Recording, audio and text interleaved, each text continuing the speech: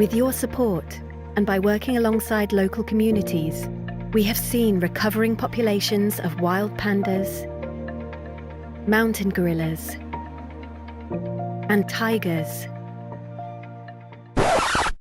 Whilst nearly everyone is familiar with the global conservation effort and the great work that many international organisations do to save our natural biodiversity, the methods through which this is achieved have often remained hidden from the public eye.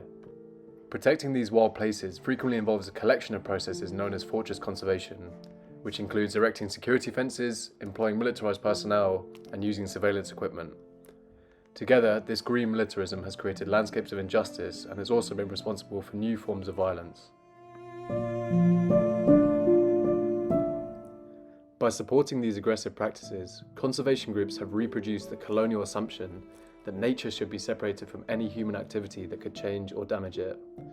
Worse still, local groups, including indigenous populations who had inhabited and managed the land for many generations, are suddenly labelled as poachers and encroachers, unruly invaders into a fabricated Garden of Eden. These dynamics are on display in the Virunga National Park in the Democratic Republic of Congo. As in the rest of Africa, neoliberal neocolonial policies have turned wildlife into property and mobilised the concept of selling nature to save it. Colonial legacies ensured that these enclosures disproportionately benefited Europeans over native inhabitants, and even led to the park initially being named after the Belgian King Albert. The park adopted an extractive approach of accumulation by dispossession, where former colonies and the NGOs were involved in green grabbing of biodiversity resources, imposing forced displacement on the native populations.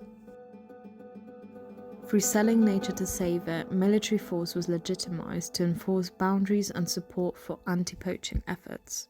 Nature underwent a further round of commodification, and many rebel groups exploited natural resources with the permission and supervision of corrupted park rangers. Ultimately, green militarisation fueled conflict and aggression in the post-colonial rule. After Congo's independence, Albert Park was renamed Virunga in an attempt to decolonise its past.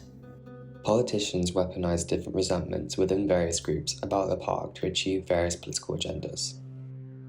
At the centre stage of this conflict lie Virunga's endangered mountain gorillas, where a third of the world's populations of mountain gorillas live in the lush volcanic forests of Virunga National Park. Armed eco-guards in the area have been funded by the Congolese government and transnational environmental agencies such as the WWF, ensuring the conservation and protection of these mountain gorillas.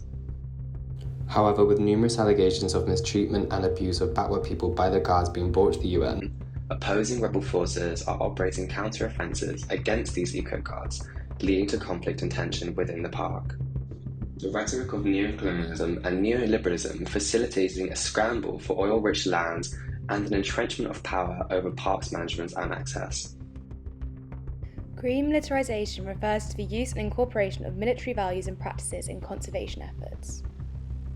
In 2010, the new park director, Belgium National Emmanuel de Merode, decided to reduce the number of park personnel in an attempt to remove corruptive elements and to put these park rangers through combat training with Belgian ex-military forces. By arming the park rangers in the name of conservation, it reinforces a hero versus villain narrative that we often see in conservation efforts.